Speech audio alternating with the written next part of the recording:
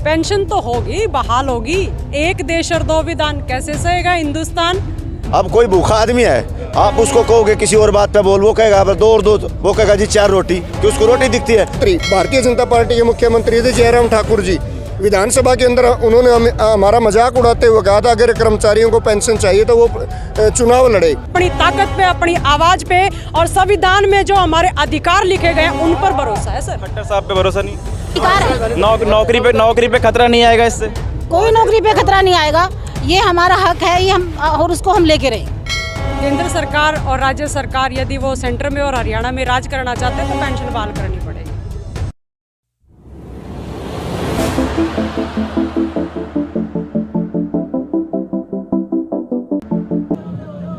नमस्कार दोस्तों, मैं सुमित यादव, आप लोग देख रहे हैं दा सुनामी और इस समय मैं भारत जोड़ो यात्रा में हूँ। यात्रा कुरुक्षेत्र पहुँचने वाली है और ये हमारे साथ कुछ लोग आप लोग देख रहे हैं, इनके बैनर आप देखें, जो पेंशन बहाल करेगा वही देश पे राज करेगा। कांग्रेस लगातार इस मुद्दे पे खैर बात करी, राजस्थान में भी, हिमाचल में भी इसी मुद्दे पर कांग्रेस ने ये चुनाव जीता। कुछ ही देर में मैं आपको बता दूं, राहुल गांधी यहाँ अभी पहुँचेंगे। राहुल गांधी अभी पीछे हैं, राहुल गांधी कुछ ही देर में यहाँ पहुँचेंगे। ये जो लोग यहाँ पे हैं इनसे हम लोग बातचीत कर लेते हैं कि पुरानी पेंशन बहाल करने का 2004 में जो अटल जी ने जो कानून लाया उसके बाद से जो पेंशन ख़त्म की गई, उसी पेंशन की यहाँ बात की जा रही है। जी मैडम, सबसे अच्छा आइए, आप भी पीछे आ जाइए। ना देखो, रोकना नहीं पड़ता ना। जी ठीक है। जी सर, क्या नाम है आपका? रोशन लाल।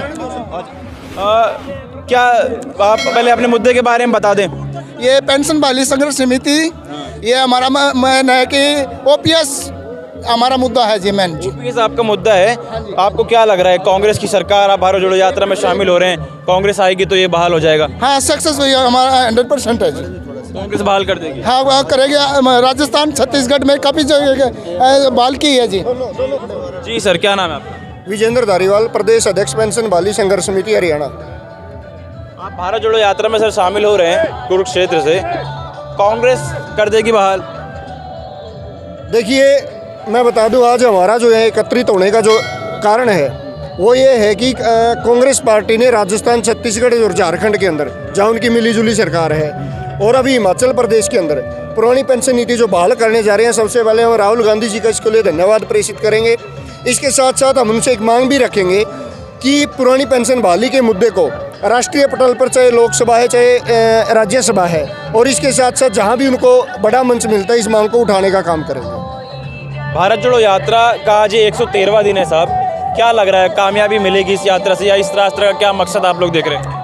देखिए, यात्रा का मकसद तो कांग्रेस पार्टी के जो कार्यकर्ता है या उसके नेता है वो आपको अच्छी तरह से बता सकते हैं। हमारा मुद्दा एकमात्र पुरानी पेंशन नीति को बहाल करवाना। हम अपना मकसद बता सकते हैं कि हम देश प्रदेश के अंदर 80 लाख जो हमारे एनपीएस कर्मचारी है, उनके लिए, उनके भविष्य के लिए, उनके सामाजिक सुरक्षा के लिए पुरानी पेंशन नीति बहाल करवाना चाहते हैं। इसके लिए हमने लगातार पूरे देश के अंदर मुहिम चलाई और उस मुहिम का ही ये परिणाम निकला कि कांग्रेस पार्टी ने अपने शासित राज्यों में इसको बहाल किया। उसके साथ पंजाब में आम आदमी पार्टी ने बहाल किया, और हिमाचल प्रदेश के अंदर जब वहाँ के मुख्यमंत्री, भारतीय जनता पार्टी के मुख्यमंत्री थे जयराम ठाकुर जी, विधानसभा के अंदर उन्होंने हमारा मजाक उड़ाते हुए कहा था अगर कर्मचारियों को पेंशन चाहिए तो वो चुनाव लड़े।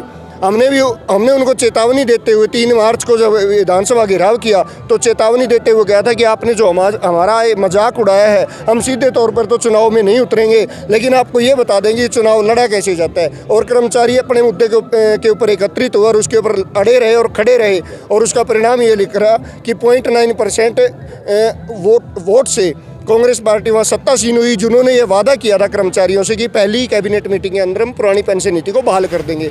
और कांग्रेस पार्टी ने भी ये माना कि हमारी 9 सीटें ऐसी आई हैं जो केवल पोस्टल बैलेट के मार्जिन से हमें जीत मिली है। और आपके मीडिया, सोशल मीडिया और जो प्रिंट और इलेक्ट्रॉनिक मीडिया है, उन्होंने भी ये माना कि हिमाचल प्रदेश के अंदर पुरानी पेंशन नीति का मुद्दा सबसे प्रमुख रहा, और उसी के परिणाम स्वरूप कांग्रेस पार्टी की सरकार में भी आप चाहते यही मुद्दा रहे, मुख्य मुद्दा? देखिए, हम 2018 से लगातार हरियाणा प्रदेश के अंदर इसके लिए संघर्ष कर रहे हैं। हरियाणा प्रदेश का 2 लाख कर्मचारी, एनपीएस कर्मचारी और अधिकारी लगातार इस मुद्दे के साथ जुड़ता जा रहा है और हमारी मुहिम आज इतनी बड़ी है कि हम तमाम विभागों के कर्मचारी और अधिकारी एक मंच के ऊपर संगठित हैं, एकत्रित हैं और इसलिए हम हरियाणा सरकार को भी ये चेता देना चाहते हैं कि जल्द से जल्द हरियाणा प्रदेश के अंदर पुरानी पेंशन नीति को अगर बहाल करते हैं तो हम उनका धन्यवाद करेंगे। अगर नहीं करते तो जो हिमाचल में हमने करके दिखाया वो देश और प्रदेश के अंदर भी हम करके दिखाएंगे। जी मैडम, क्या नाम है आपका?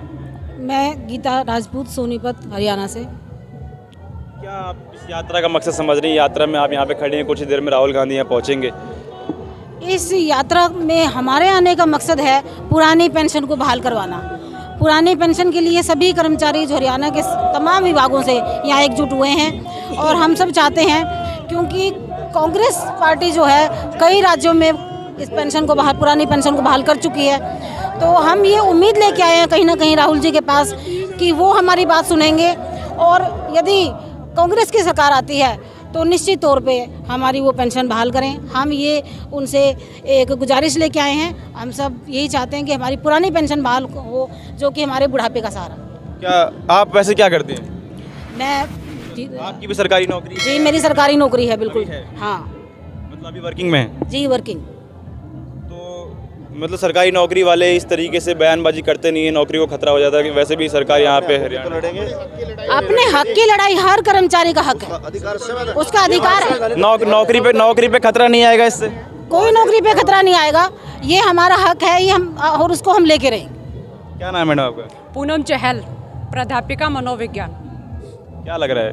पेंशन तो होगी, बहाल होगी। एक देश और दो विधान कैसे सहेगा हिंदुस्तान? तो केंद्र सरकार और राज्य सरकार यदि वो सेंटर में और हरियाणा में राज करना चाहते हैं तो पेंशन बहाल करनी पड़ेगी। तो किस पे भरोसा है आपको? हमें नहीं पता, जो भी कर दे हमें उसी पे भरोसा है। हम तो वोट की चोट करेंगे, अपनी ताकत पे भरोसा, अपने संगठन पे, अपनी ताकत पे, अपनी आवाज पे और संविधान में जो हमारे अधिकार लिखे गए हैं उन पर भरोसा है। सर खट्टर साहब पे भरोसा नहीं? खट्टर साहब कर दें, हम उनका धन्यवाद रैली करेंगे। धन्यवाद हम पूरा बड़ा जन सैलाब के साथ हम उनको करेंगे। करवा दीजिए आप। खट्टर साहब कर देंगे तो दोबारा खट्टर साहब की सरकार बना देंगे? हमें नहीं पता, हम टूटने ही नहीं देंगे, बार बार बनाएंगे। खट्टर साहब से करवा दीजिए। तो जाइए, दीजिए पैगाम। राहुल जी से मिलने आए हैं, राहुल जी की यात्रा में शामिल हो रहे हैं। अपोजिशन है और हम तो अपना ज्ञापन देने आए हैं सर। राहुल जी को ज्ञापन देने? हाँ जी, हाँ जी, क्योंकि उदाहरण सेट हो चुका है। जहाँ जहाँ कांग्रेस की सरकार और अभी हिमाचल प्रदेश का भी उन्होंने उदाहरण दिया, तो हम पक्ष और विपक्ष दोनों को चेताना चाहते हैं कि कर्मचारी जाग चुका है। अच्छा, क्योंकि यात्रा में शामिल हुए ओपीएस की तो बात हम लोग कर ही रहे हैं। जो राहुल जी बात कर रहे हैं नफरत की, क्या लग रहा है नफरत वाकई में है वो? सर वो राहुल जी से ही पूछिए, हमें तो जो है लगता है कि नहीं, आप भी समाज में रहते हैं तो वो नफरत थी जिस राहुल की बात, जिस नफरत की ये फ्रैक्शंस तो चलती आई और चलती रहेंगी। हर नेता का अपना ग्लैंस और अपना लेंस होता है, वो अपने वक्तव्य को वही जस्टिफाइड कर सकते हैं। मैं तो यहाँ पेंशन विहीन कर्मचारी, मैं तो अपने अधिकारों की बात करूँ। चलिए ठीक है। आप भी सर बताएं, भारत जोड़ो यात्रा के बारे में थोड़ा बताएं कि जो जिस नफरत की बात राहुल जी कर रहे हैं, लग रहा है वो नफरत है समाज में या फिर राहुल जी इसको पॉलिटिसाइज करने की कोशिश कर रहे हैं? देखिए, हम तो जो है ना पेंशन वाली संघर्ष समिति के बैनर तले कुछ बोलेंगे नहीं?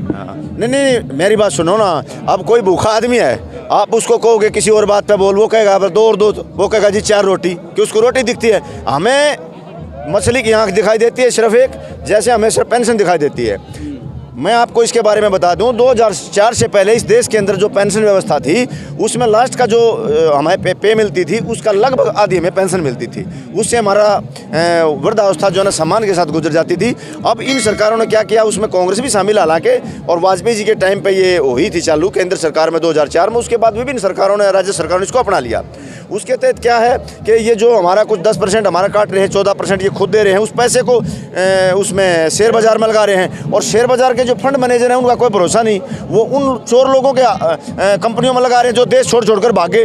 तो कहने का मतलब ये सारा सिस्टम ऐसा कर दिया। अब जो पेंशन उससे हो रही है नए जो 2004 के बाद का जो कर्मचारी उसकी वो पेंशन, आपको मैं बताऊं, एक एग्जांपल मैं दे रहा हूं, हमारे एक साथी थे रोहतक के, अभी उनकी 75,000 लास्ट सैलरी पर उनकी रिटायरमेंट हुई और उसकी जो पेंशन बनी है वो 3450 रुपये पेंशन बनी है। 3450 रुपये में वो कैसे क्या करेगा? पुरानी पेंशन व्यवस्था में ये सहूलियत थी कि जब वो आदमी बीमार हो गया तो उसका मेडिकल रिम्बर्समेंट भी मिलता था। अब जब तक हम अपनी जवानी तो हम सारी सरकार के कामों में गुजार देंगे, विकास कार्यों में या जो भी जिस काम में लग रहे हैं हम, और जब उसके बाद 58 या 60 साल बाद जब हम रिटायर होंगे, जब हमें विशेष रूप से ज़रूरत होगी सहारे की, तो हमारे पास कोई सहारा नहीं, पेंशन नहीं, कौन हमें पूछेगा? जब तक सर्विस में है तो सरकार मेडिकल व्यवस्था भी दे रही है, उसके बाद जब हमें ज़रूरत पड़ेगी बीमारियों का जो समय आएगा उस टाइम पर मेडिकल रिम्बर्समेंट भी नहीं। मेरा सवाल है कि आप अभी बात कर रहे हैं कि हिमाचल में आपने वोट की चोट दी। हाँ। लेकिन अभी 2022 में 5 राज्यों में चुनाव हुए फरवरी मार्च के महीने में। सभी राज्यों में जहाँ जहाँ बीजेपी की सरकार थी बीजेपी ने रिपीट किया और सभी राज्यों में ओपीएस का मुद्दा अपोजिशन का था। चाहे हम उत्तर प्रदेश की बात करें तो अखिलेश यादव का मुद्दा था, उत्तराखंड में कांग्रेस का मुद्दा वही था, तब वहाँ वोट की चोट क्यों नहीं हो पाई? मैं आपको बात बता दूं, अखिलेश यादव को जो वोट परसेंटेज मिला उसमें बहुत बड़ा जो है ना सहयोग कर्मचारियों का है। उस टाइम पर लोग इतने जागरूक नहीं थे। यूँ तो शुरू में इन्होंने बड़े बड़े प्रचार किए थे 2004 में कि जिन नई पेंशन संस्था से बड़ा फायदा हुआ कर्मचारियों को। जैसे जैसे उसके दुष्परिणाम आने शुरू हुए, उस टाइम के जो सर्विस में लगे थे वो रिटायर होने शुरू हुए, तब लोग जागरूक हुए। अब इतनी जागरूकता मैं आपको बता दूं, बीजेपी खुद मानती है कि 0.9% के वोट शेयर के डिफरेंस से वहाँ पर सरकार कांग्रेस की बन गई। तो अब इनकी आंखें खुल गई। हम जो है निर्णायक स्थिति में पहुँच चुके हैं। एक एक कर्मचारी के साथ कम से कम 10-10, 15-15 वोट जुड़े हुए हैं। पूरे राष्ट्रीय स्तर पर करोड़ों कर्मचारी हैं और उसके लगभग ये आपका तो देखो जी ये यूट्यूब चैनल है, राष्ट्रीय स्तर पर बड़े बड़े हम टीवी डिबेट देखते हैं, वो ये सर्वे इस बात को कह रहे हैं लगभग 15 करोड़ वोटर को जो है ना प्रभावित करने की स्थिति में कर्मचारी आ गया है। कर्मचारी जागरूक है और वो अपने अधिकारों के लिए लड़ेगा। संविधान में हमें बाबा साहब अम्बेडकर ने अधिकार दिया कि हमने अपने अधिकारों के लिए लड़े। सरकार के टाइम पर सरकार की ड्यूटी करते हैं, हमको किसी राजनीतिक संगठन तो है नहीं। अब बीजेपी देखो, बीजेपी इसको हमारे को बाल कर दे, 1.5 साल उनके पास, हम उनकी जय बोलेंगे, वो नहीं करेंगे। तो जिन लोगों ने अपना वादा किया और वादे के अनुसार जिन लोगों ने उसको निभा के दिखाया अपनी सरकारों में, इसलिए हम उन पर भरोसा करते हुए हम उनको ज्ञापन देने आए हैं। जी सर, क्या कम शब्दों में थोड़ा सा।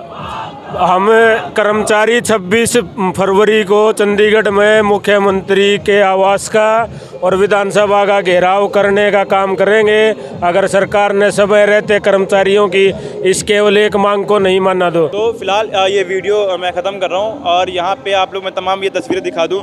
ये जो लोग हैं पेंशन बहाली संघर्ष समिति के, यहाँ पे कुरुक्षेत्र हरियाणा में यहाँ पे कई होर्डिंग बैनर लगे हुए हैं, यहाँ पे तमाम लोग बैठे हुए हैं। और बात करें तो पूरे विपक्ष का ये मुद्दा फिलहाल बन चुका है। कांग्रेस ने पहले राजस्थान में, फिर छत्तीसगढ़ में, उसके बाद हिमाचल प्रदेश में अभी सरकार बनी। ओपीएस के मुद्दे पे हिमाचल प्रदेश में सरकार बनी। सभी सरकारी कर्मचारियों ने उनका समर्थन कांग्रेस पार्टी का दिया। फिलहाल राहुल गांधी की भारत जोड़ो यात्रा चल रही है, हम लोग कुरुक्षेत्र में हैं। कुछ ही देर में यात्रा यहाँ पहुँचेगी। अभी राहुल गांधी अभी पीछे हैं और तमाम तस्वीरें हम लोग भारत जोड़ो यात्रा से दिखा रहे हैं। क्या असर भारत जोड़ो यात्रा का रहेगा आने वाले समय में, आने वाले चुनावों में? हरियाणा में भी चुनाव होने हैं, तमाम राज्यों में चुनाव होने हैं। क्या असर इस यात्रा का रहेगा? क्या वो छवि की बात जो राहुल गांधी की होती है उस पर क्या असर पड़ेगा? और जो ये लोग यहाँ पे अपने मुद्दों को तमाम लेके चल रहे हैं, राहुल गांधी सभी लोगों से मिल भी रहे, क्या इन मुद्दों को कांग्रेस पार्टी अपने मैनिफेस्टो में रखेगी और अपने जो चुनावी भाषण है उनमें रखेगी? तो फिलहाल ये वीडियो मैं ख़त्म कर रहा हूँ। आप लोगों से मुलाकात होगी अगली वीडियो में। जुड़े रहे हमारे साथ, तब तक की नमस्कार।